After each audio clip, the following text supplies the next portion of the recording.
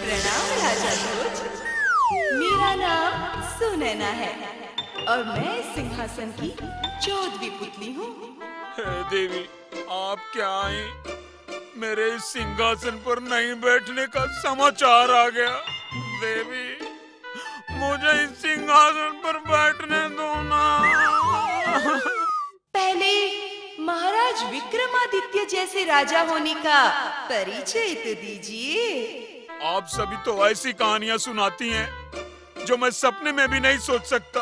कोई तो आसान कहानी सुनाओ ताकि मैं कह सकूं कि हाँ, ये काम मैंने किया है। तो सुनिए, महाराज विक्रमादित्य प्रजापालक, न्यायप्रिय, दानी और योगी स्वभाव के थे। उन्हें शिकार खेलने का भी बहुत शौक था। एक बार वे शिकार के लिए निकल पड़े जंगल की ओर।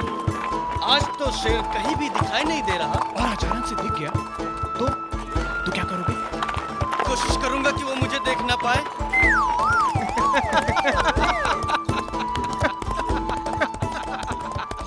रुको, यहाँ आसपास ही शेर है। वो रहा।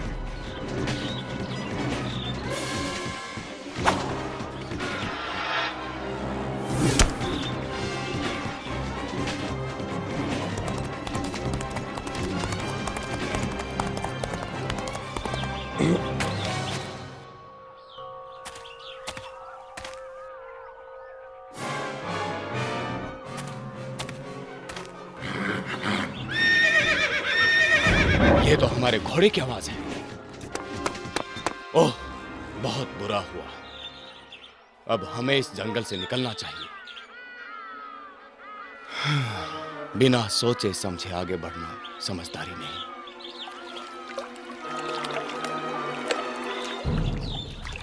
मूर्ख बेताल, छोड़ दे इस शव को। क्यों छोड़ दूं? पहले मैंने इसे देखा है, तू छोड़ इसे। बेताल, ये शव मुझे दे दे। मैं इस शव पर तंत्र साधना करूंगा। वाह भाई वाह, भूख के मारे मेरे पेट में हाथी चूहे कूद रहे हैं और तू कहता है कि मैं इसे तुझे दे दूं? चल हट। पहले मैंने इसे पकड़ा है। ये अलग बात है कि मैंने पहले इसे हाथ नहीं लगाया, लेकिन अपनी अंतर शक्ति से मैं इस शव को यहाँ तक खींच लाया हूँ। बेताल, तेरी भूख से ज्यादा जरूरी मेरी तंत्र साधना है। तू किसी जानवर के शव की तलाश करके अपनी भूख मिटा ले। जा। तो एक काम कर, तू ही जाकर एक जानवर का शव ले आ मेरे लिए। मैं कहाँ से लाऊं और क्यों लाऊं? तो जा, मैं भी इसे नहीं दूंगा। वो देख, वे कहीं के राजा लगते हैं और राजा न्यायप्रिय होते हैं। उनसे ही चलकर पूछते हैं कि ये शव किसे मिलना चाहिए। हाँ हाँ, चलो। प्रणाम राजन, मैं कापालिक हूँ और ये बेताल है। हम दोनों चाहते हैं कि आप हमारा न्याय करें। हमने तुम दोनों की सारी बातें सुन ली हैं। पहले इस बात का वचन दो कि जो भी न्याय हम करेंगे वो तुम दोनों मानोगे। हाँ हाँ, हमें मंजूर है। और दूसरी बात ये कि हम इस समय अपने राज्य में नहीं हैं और ना ही हम सिंहासन पर बैठे हैं। अब क्या सिंहासन लाना होगा? नहीं, लेकिन न्याय करने के लिए तुम दोनों को हमें मूल्य देना होगा। ये लीजिए, चमत्कारी थैली है। इससे जो भी मांगोगे वो आपको मिल जाएगा। दे भी रहा है तो एक लकड़ी, कंजूसी की भी हद होती है। काहे कंजूस कहते हो? ये कोई साधारण लकड़ी नहीं है, ये मोहिनी काष्ठ है। इसे घिसकर तिलक करने से आदमी अदृश्य हो जाता है। तुम दोनों के बीच के झगड़े में जो सबसे जरूरी चीज है वो है आवश्यकता। बेताल, तुम्हारी जरूरत यह है कि तुम इसे खाकर अपनी भूख मिटाना चाहते हो और कपाली की जरूरत यह है कि वो इस शव से तंत्र साधना की सिद्धि करना चाहता है। बेताल, तुम्हारी भूख तो किसी भी मुर्दा जानवर को खाकर भी शांत हो सकती है ना? हाँ हाँ, मुझे तो कुछ भी चलेगा। तो बस हो गया न्याय। वहाँ सामने देखो, तुम इस घोड़े को खाकर अपनी भूख शांत कर सकते हो। घोड़े का ताजा ताजा मांस। मैं तो चला दावत करने।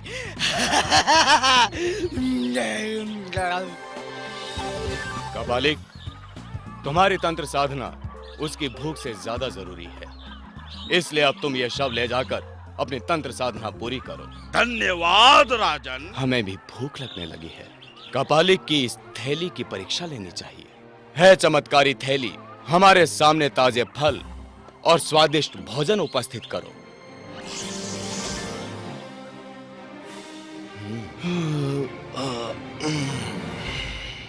अब सुबह होने तक थोड़ा आराम कर लेना चाहिए, परंतु यहाँ कोई भी जानवर हम पर आक्रमण कर सकता है। हमें अदृश्य हो जाना चाहिए। अब है वेतालों, तुम दोनों जहां भी हो, हमारे सामने प्रकट हो। ठंडे ठंडे पानी से नहाना चाहिए, खाना आए ना आए गाना चाहिए। प्रणाम महाराज। ये क्या, तुम दोनों को शर्म नहीं आती इस तरह हमारे सामने आते हुए? महाराज, आपने ही तो हमें पुकार कर कहा था कि हम जहाँ भी हैं आपके सामने आ जाए। तो हम दोनों नहा रहे थे और ऐसे ही आ गए। कहिए, कैसे याद किया आपने? पहले अपने कपड़े पहन कर आओ। अभी लो महाराज। अब चलो, हमें हमारे महल तक पहुंचा दो। तो चलिए महाराज।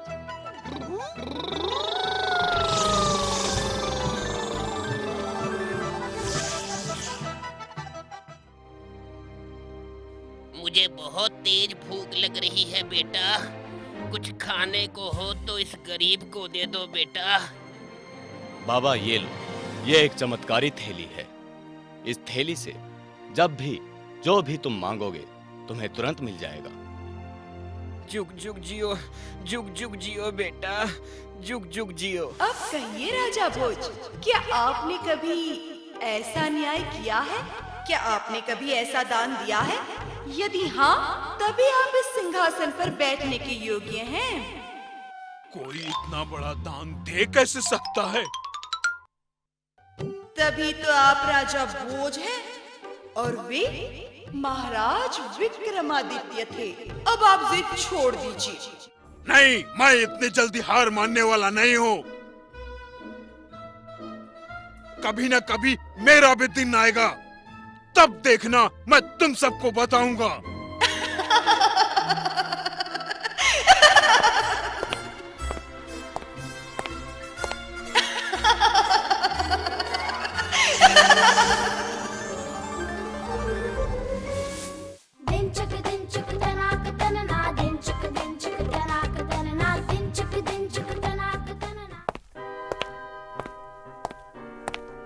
आज 15 दिन हो गए, परंतु मैं सिंहासन पर नहीं बैठ पा रहा हूँ।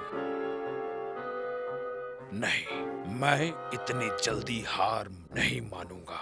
यदि मेरे भाग्य में सिंहासन पर बैठना लिखा है, तो मुझे कोई नहीं रोक सकता।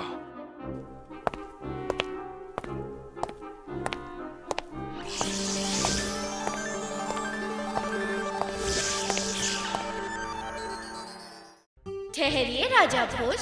इतनी जल्दी क्यों आ जाती हो तुम सभी? कम से कम मुझे सिंहासन के करीब तो आ जाने दिया करो।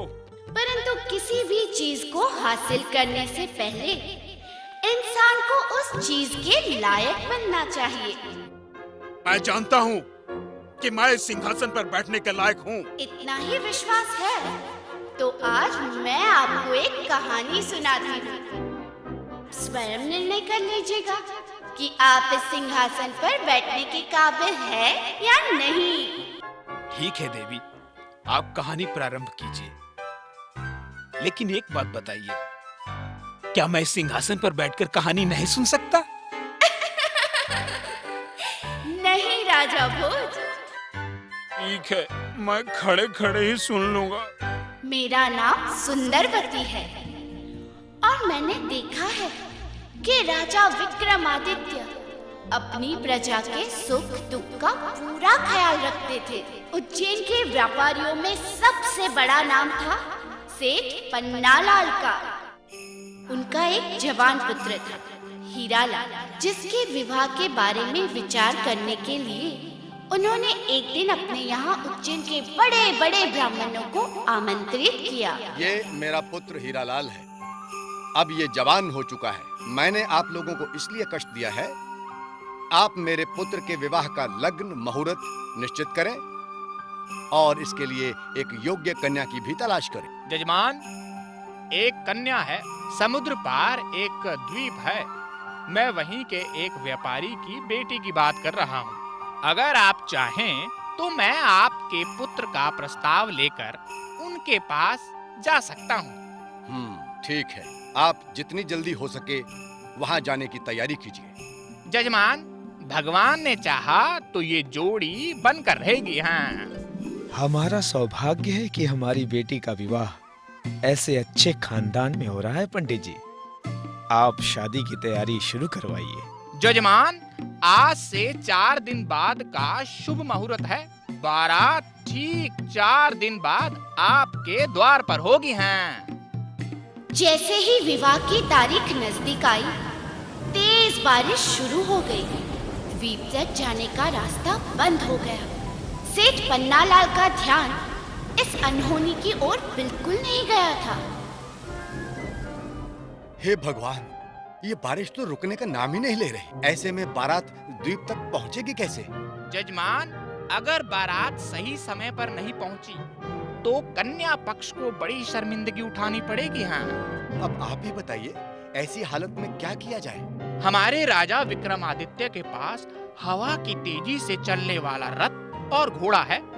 यदि महाराज आपको अपना वही घोड़ा और रथ दे दें तो काम बन जाएगा। अगर ऐसा है तो मैं अवश्य ही राजा विक्रमादित्य के पास जाकर उनसे रथ की मांग करूंगा। प्रणाम महाराज। कहो पन्नालाल सेठ, सब ठीक तो है ना? महाराज, मेरे बेटे की बारात समुद्र पार द्वीप पर जानी है, परंतु इस घनघोर बारिश ने वहां पहुंचने के सारे रास्ते बंद कर दिए हैं। अगर ये बारात शुभ मुहूर्त तक नहीं पहुंची तो 2 परिवारों को शर्मिंदगी उठानी पड़ेगी। बताइए, हम आपकी क्या मदद कर सकते हैं? महाराज, आपके पास पवन जितना तेज दौड़ने वाला रथ है। यदि आप वो रथ कुछ दिनों के लिए मुझे दे दें तो मैं समुद्र पार ठीक समय पर पहुंच जाऊंगा और मेरे पुत्र की शादी हो जाएगी। हमारा जो कुछ भी है वो सब प्रजा के लिए ही तो है। हम तुम्हें रथ के साथ साथ उसका सारथी भी देते हैं। जाओ और अपने पुत्र का विवाह करवाओ। धन्यवाद महाराज, मैं और मेरा परिवार आपका ये उपकार कभी नहीं भूलेंगे।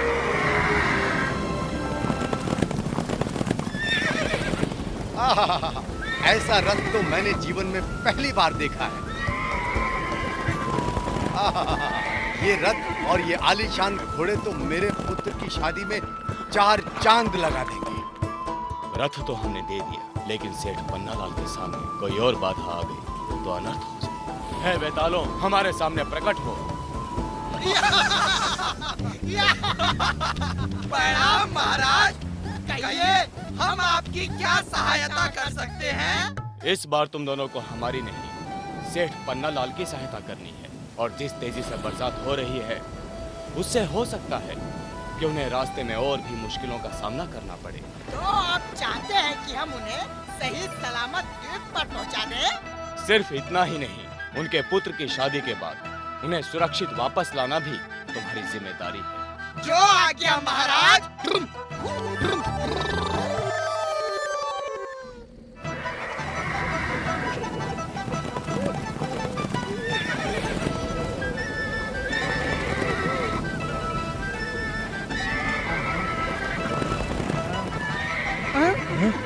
अरे ये घोड़े क्यों रुक गए?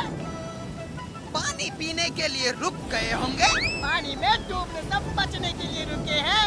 सामने देख। यहाँ तो चारों ओर पानी ही पानी भरा हुआ है। हे ऊपर वाले, अब तेरा ही सहारा है, हमारी मदद करो। सुनो, सेठ जी हमें मदद के लिए बुला रहे हैं। लेकिन वे तो ऊपर वाले को आवाज दे रहे हैं। अरे मेरे अक्लमंद भूत, ऊपर तो हम ही है ना। चल जल्दी चल, ले चलते हैं इस रथ को हवा में समुद्र के उस पार। अरे हम तो हवा में उड़ने लगे। धन्य हो प्रभु, धन्य हो। तेरा नाम प्रभु है? नहीं, मेरा भी नाम प्रभु नहीं है। और सेठ जी प्रभु को धन्यवाद दे रहे हैं। आज से तू अपना नाम प्रभु रख ले और सोच ले कि सेठ जी तुझे ही धन्य कह रहे हैं। ये ठीक रहेगा। वो देखो, दूल्हे राजा उड़ने वाले रथ पर सवार होकर आ रहे हैं। धन्य है मेरी बेटी, जो ऐसे महान पुरुषों के घर की लक्ष्मी।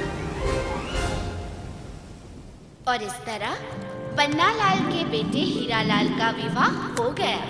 महाराज, अगर आपने मेरी मदद नहीं की होती तो मेरे पुत्र का विवाह नहीं हो पाता। आप इन्हें आशीर्वाद दीजिए महाराज।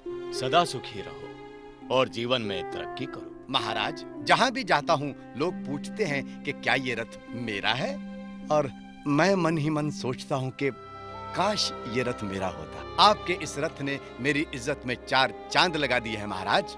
पन्नालाल जी, हम आपकी इज्जत के चांद को कम नहीं होने देंगे। हम आपको अपना ये रथ उपहार स्वरूप भेंट करते हैं। धन्य है महाराज, आप धन्य हैं। आपसे बड़ा दानी पुरुष सारे संसार में कोई नहीं होगा महाराज।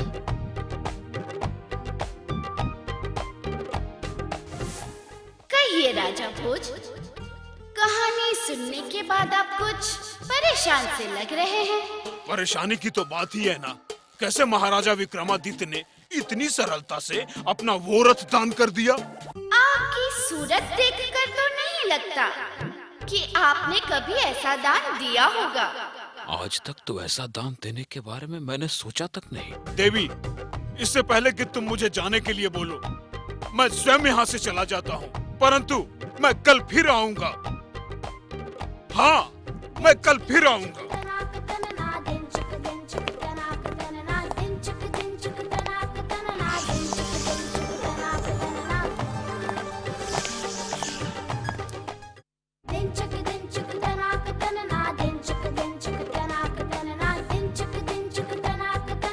महाराज, महाराज, उठिए महाराज, उठिए।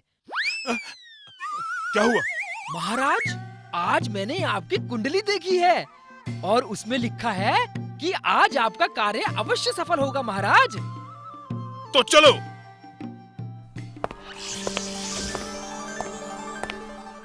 सुप्रभात राजा भोज, मेरा नाम सत्यवती है। आज तो आप सुबह सुबह नए नए कपड़े पहनकर आ पहुँचे हैं। क्या आज आपका जन्मदिन है? नहीं देवी, परंतु मेरी कुंडली में लिखा है कि आज मेरा कार्य अवश्य सफल होगा। आज मैं आपको अपने महाराज के महान त्याग की एक कहानी सुनाती हूँ। एक दिन की बात है, उनके दरबार में देवताओं की चर्चा होने लगी।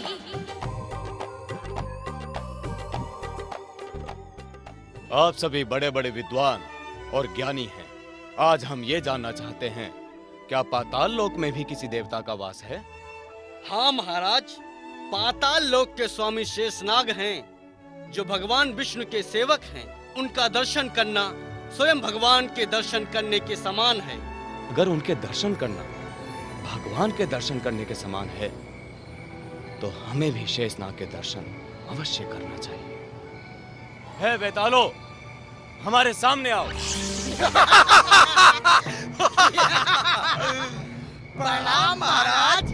हम पाताल लोक जाकर शेषनाग के दर्शन करना चाहते हैं। पाताल? क्यों? क्या तुम दोनों वहाँ नहीं जा सकते? जा तो सकते हैं, परंतु आ नहीं सकते, क्योंकि वहाँ बड़े बड़े सांप, छोटे छोटे सांप। अगर किसी ने काट लिया तो खत्म। क्या? हमारी कहानी। ठीक है, तुम दोनों हमें शेषनाग के दरवाजे तक पहुंचा दो। ठीक है।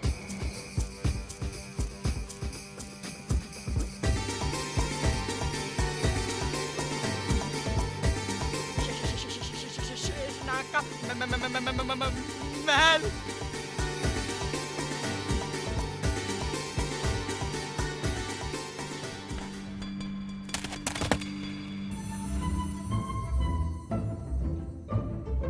सुंदर, अति सुंदर। बेतालो, अब तुम दोनों जाओ।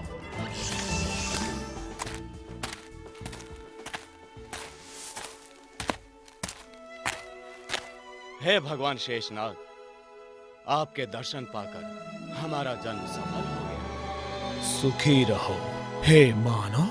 कौन हो तुम? नागराज, हम धरती पर स्थित उज्जैन राज्य के राजा विक्रमादित्य हैं। आइए विक्रमादित्य, मैं आपका अपने महल में स्वागत करता हूँ। भगवान, हमारी इच्छा है कि हम आपके इस महल और पाताल लोक की सैर करें। जैसी आपकी इच्छा।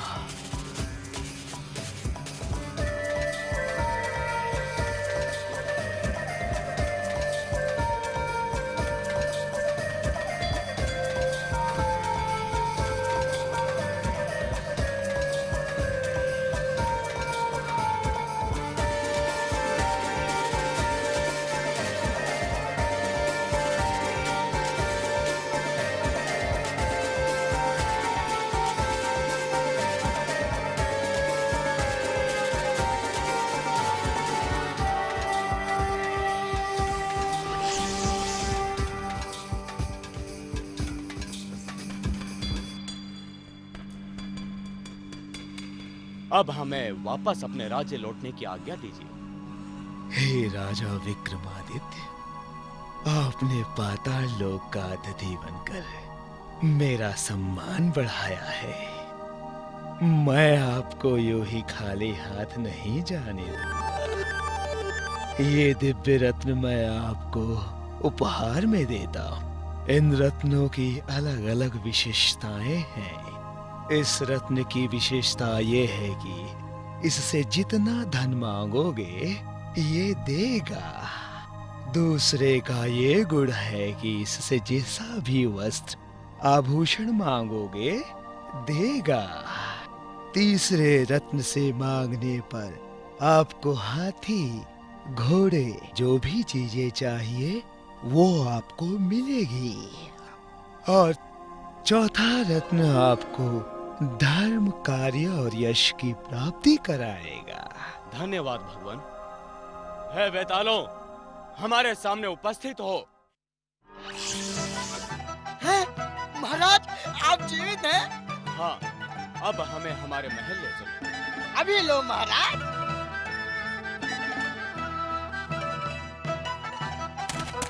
अब तुम दोनों जाओ। जो आज्ञा महाराज। महाराज विक्रमादित्य अपने महल की ओर बढ़ रहे थे कि उन्हें सामने से एक ब्राह्मण आता दिखाई दिया। प्रणाम महाराज। महाराज, आज तो आपके मुख पर पहले से भी अधिक तेज है, हैं? आप ठीक कह रहे हैं ब्राह्मण देव। हम पाताल लोक की यात्रा करके आ रहे हैं, जहां हमने भगवान शेषनाग के दर्शन किए। लौटते समय उन्होंने हमें ये 4 रत्न उपहार स्वरूप भेंट किए हैं, जिनकी अलग अलग विशेषताएं हैं।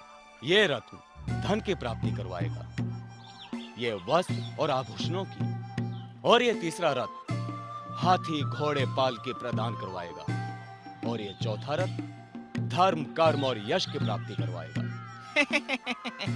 राजा के उपकार और उपहार में उनकी प्रजा का भी अधिकार होता है राजन। हम समझ गए ब्राह्मण देव। इन चारों रत्नों में से आप अपनी इच्छा का कोई भी एक रत्न चुन लीजिए। हाय, धन वाला ले लेता हूँ। नहीं नहीं नहीं नहीं, मुझे तो हाथी घोड़े वाला लेना चाहिए। नहीं नहीं नहीं नहीं, क्यों ना धर्म और कर्म वाला ही रत्न ले लूं। नहीं नहीं महाराज, मैं अपने परिवार वालों से सलाह करना चाहता हूँ महाराज। ठीक है ब्राह्मण देव, हम यहीं आपका इंतजार करेंगे।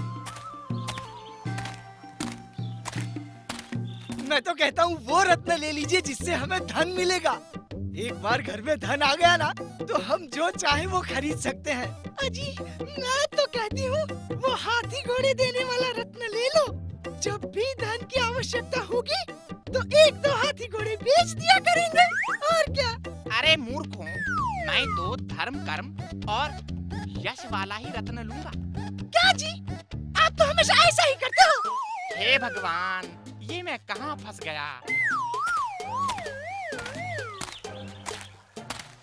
कहिए ब्राह्मण देव, आपको कौन सा रत्न चाहिए? महाराज, काश मैं पहले ही अपनी इच्छा का रत्न ले लेता तो ये नौबत ही नहीं आती। क्यों? क्या हुआ? बेटा कहता है कि धन वाला रत्न ले लो और पत्नी कहती है हाथी घोड़े वाला ले लो, पर मेरा मन कहता है धर्म कर्म और यश वाला रत्न ले लूं। अब तो मेरे घर में रोज झगड़ा होगा। अब आप ही कोई रास्ता बताइए महाराज। ये लीजिए, ये चारों रत्न हम आपको उपहार स्वरूप भेंट करते हैं। हाय हाय, चारों रत्न महाराज, धन्य है महाराज, आप तो धन्य हैं। तो ऐसे थे हमारे राजा विक्रमादित्य। क्या आपने कभी ऐसा उपहार दिया है राजा भोज? मैंने तो ऐसा उपहार ना कभी पाया है और ना ही कभी देने की बात सोची है। तो लौट जाइए राजा भोज, आज भी आप इस सिंहासन पर नहीं बैठ पाएंगे। ठीक है देवी। पंडित, आज तो मैं तेरी कुंडली बनाऊंगा। मेरा कोई कार्य पूरा हो चाहे ना हो, लेकिन ये कार्य जरूर पूरा करूंगा। कहाँ छिपा बैठा है तू? निकल! किधर है?